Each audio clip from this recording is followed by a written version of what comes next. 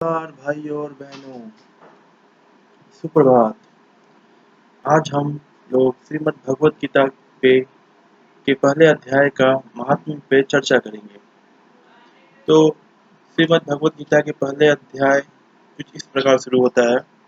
सबसे पहले श्री पार्वती जी ने कहा भगवान को, महादेव जी को, श्री पार्वती जी ने कहा, भगवान आप सब तत्वों के ज्ञाता हैं। आपकी कृपा से मुझे श्री विष्णु संबंधी नाना प्रकार के धर्म सुनने को मिले, जो समस्त लोक का उद्धार करने वाले हैं। देवेश, अब मैं गीता का महात्म्य सुनना चाहती हूँ, जिसका श्रवण करने से श्री हरि में भक्ति बढ़ती है।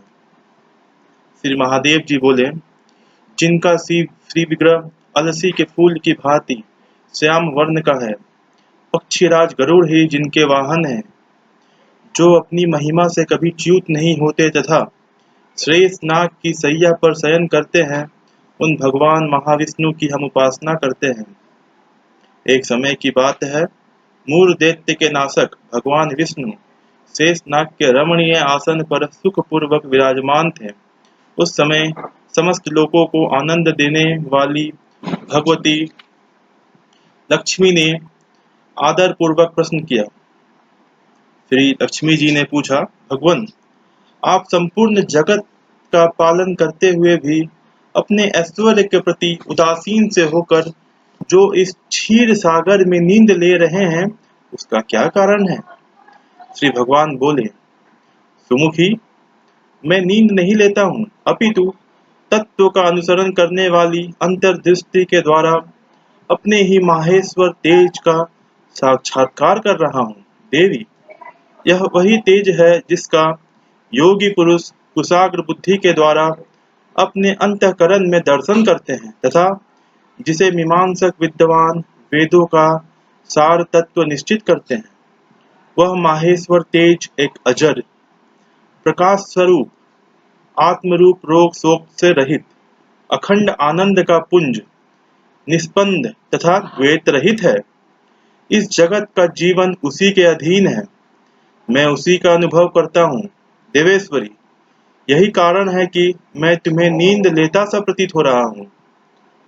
श्री लक्ष्मी जी ने कहा, ऋषिकेश, आप ही योगी पुरुषों के ध्येय हैं। आपके अतिरिक्त भी कोई ध्यान करने योग्य तत्व है? यह जानकर मुझे बड़ा कौतूहल हो रहा है।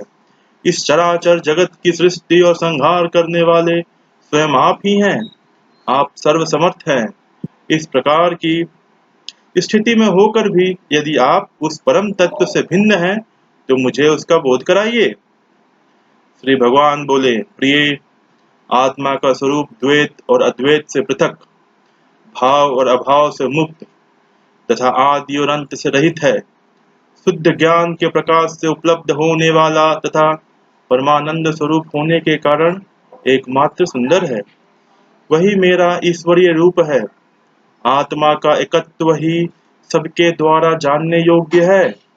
गीता शास्त्र में इसी का प्रतिपादन हुआ है। अमित तेजस्वी भगवान विष्णु के ये वचन सुनकर लक्ष्मी देवी ने शंका उपस्थित करते हुए कहा, भगवान, यदि आपका स्वरूप स्वयं परमानंदमय और मन वाणी की पहुंच के बाहर है, तो गीता कैसे उसका बोध कराती है? मेरे इस संदेह का आप निवारण कीजिए। श्री भगवान बोले, सुंदरी सुनो, मैं गीता में आपकी स्थिति का वर्णन करता हूँ। क्रमशः 5 अध्यायों को तुम 5 मुख जानो। गीता के 5 अध्यायों को तुम 5 मुख जानो। 10 अध्याय को 10 भुजाओं समझो तथा 1 अध्याय को उदर और 2 अध्याय को दोनों चरण कमल जानो। इस प्रकार यह 18 अध्यायों की वांगमय ईश्वरीय मूर्ति ही समझनी चाहिए। यह ज्ञान मात्र से ही महान पातकों का नाश करने वाली है। जो उत्तम बुद्धि वाला पुरुष गीता के 1 या आधे अध्याय का अथवा 1 आधे या चौथाई श्लोक का भी प्रतिदिन अभ्यास करता है, वह सुशर्मा के समान मुक्त हो जाता है। श्री लक्ष्मी जी ने पूछा, देव, सुशर्मा कौन था, किस जाति का था और किस कारण से उसकी मुक्ति हुई? श्री महादेव जी बोले, प्रिय, सुशर्मा बड़ी खोटी बुद्धि का मनुष्य था।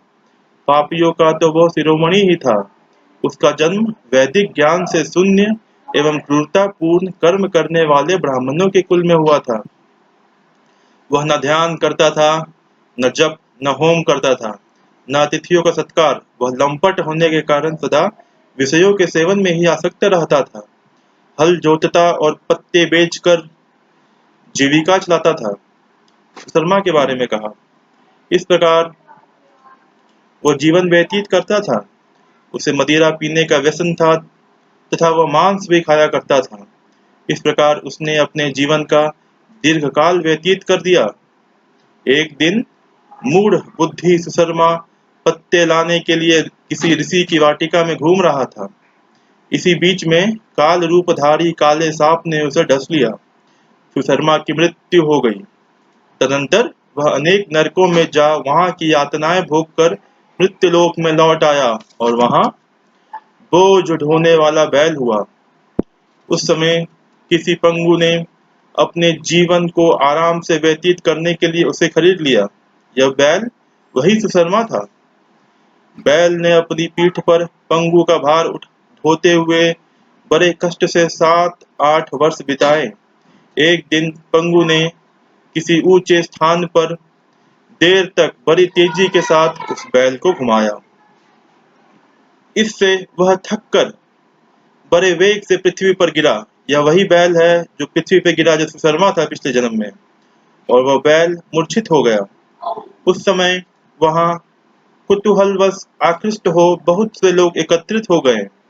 उस जन समुदाय में से किसी पुण्यात्मा व्यक्ति ने उस बैल का कल्याण करने के लिए उसे अपना पुण्य दान किया।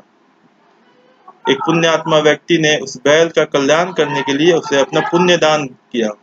तत्पश्चात कुछ दूसरे लोगों ने भी अपने अपने पुण्यों को याद करके उन्हें उस बैल के लिए दान दिया, जो बैल सुशर्मा था पिछले जीवन में।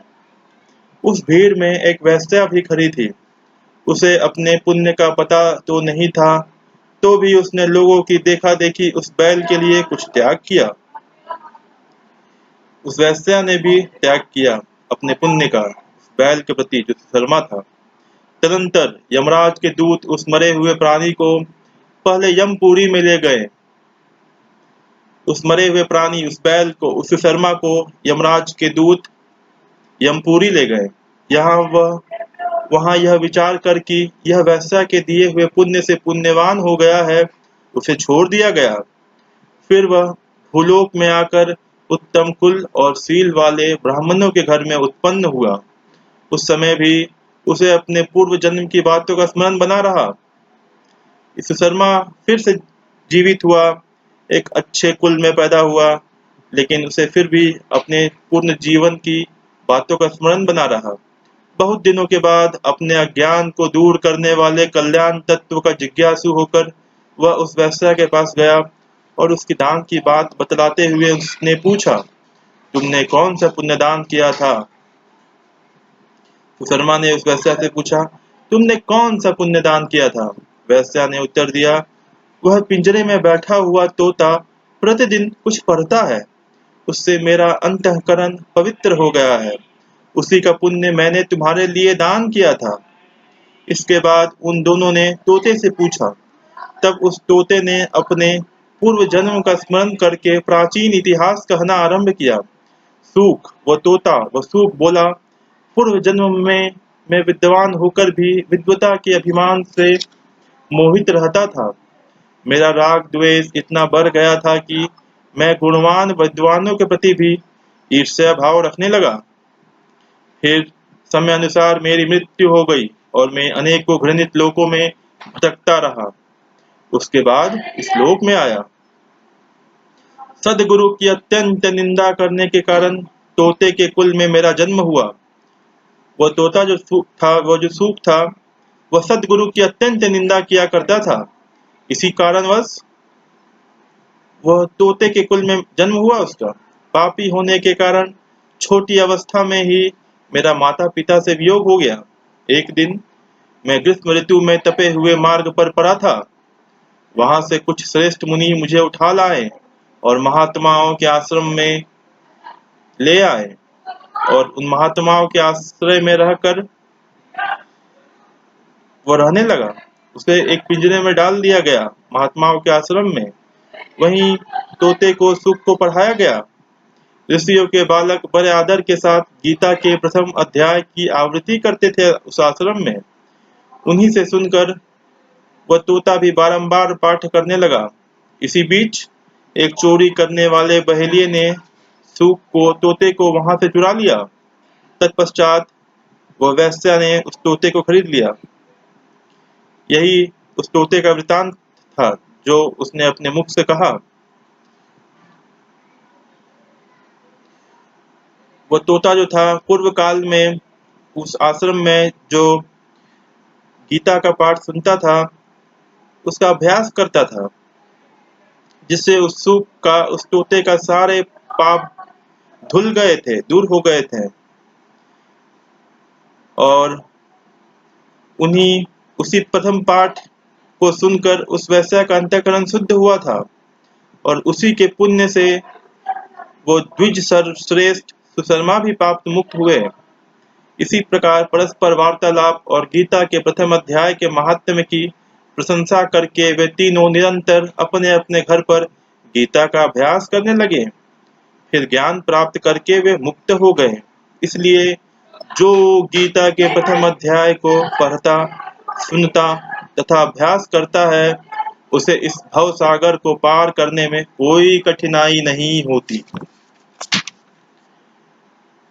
धन्यवाद।